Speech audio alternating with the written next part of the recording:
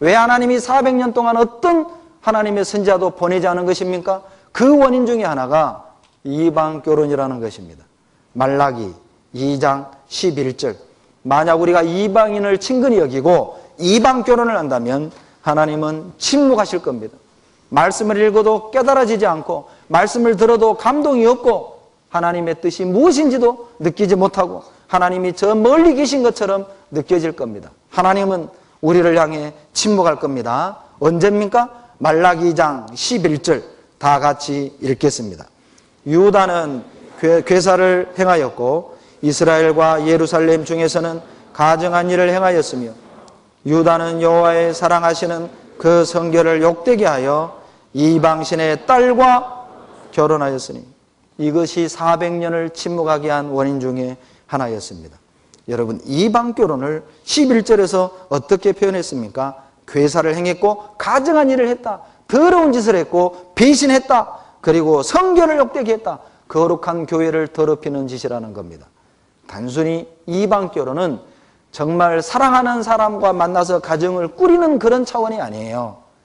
하나님의 입장에서 이방 결혼은 더러운 짓입니다. 배신하는 짓입니다. 성결을 더럽히는, 교회를 더럽히는, 복음을 회방하는 죄를 짓는 거예요.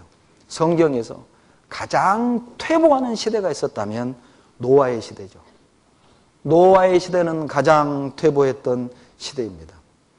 그 모습이 창세기 6장 2절에 나오죠. 하나님의 아들들이 사람의 딸들로 아내를 삼은지라. 섞인 것입니다. 사람의 딸들, 세상 사람들이 아주 이쁘게 생겼거든요. 섞인 거예요. 셋의 후손이, 하나님의 후손이 가인의 후손과 세상 사람들과 섞여버린 겁니다. 하나님의 아들들이 사람의 딸들을 아내로 삼은지라. 이것이 퇴보의 시작이었고 홍수로 세상을 심판하게 된 시작이었던 거예요. 그들은 섞였습니다.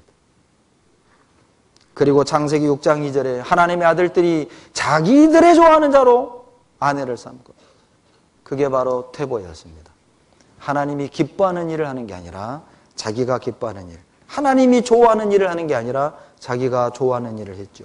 그 결과가 마태복음 24장 37절로 39절, 노아의 때와 같이 인자의 마음도 그러하리라.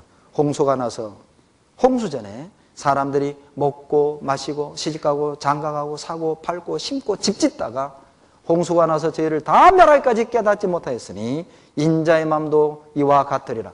퇴보의 모습을 아시겠습니까? 먹고 마시고 사고 팔고 시집가고 장가가고 그것에 모든 것을 투자했어요. 시간도 마음도 물질도 다 투자했어요. 문제는 홍수가 쏟아지는데도 깨닫지 못했다는 것입니다. 사람이 퇴보하면 말씀을 듣고 주님이 사인을 주는데도 모르는 겁니다. 멸망으로 들어가는데도 모르는 겁니다. 분명히 방주가 놓여 있는데도 모르는 거예요. 거기 들어가기만 하면 사는데도 모르는 겁니다. 몇 발자국만 뛰고 들어가면 사는데 그게 싫은 거예요. 퇴보하면 안 보여요. 세상에 섞이면 안 보이는 겁니다. 내가 어디 안에 들어가 있어야 되는지, 무슨 일을 해야 되는지 퇴보하면 어리석어져요. 그게 바로 가장 퇴보했던 노아의 시대의 모습이었지만 우리 시대에는 더 퇴보할 거라는 겁니다. 노아의 때와 같이 인자의 마음도 그러하리라. 하나님은 뒤로 물러가는 걸 기뻐하지 않으십니다. 하나님은 퇴보하는 걸 기뻐하지 않으셔요.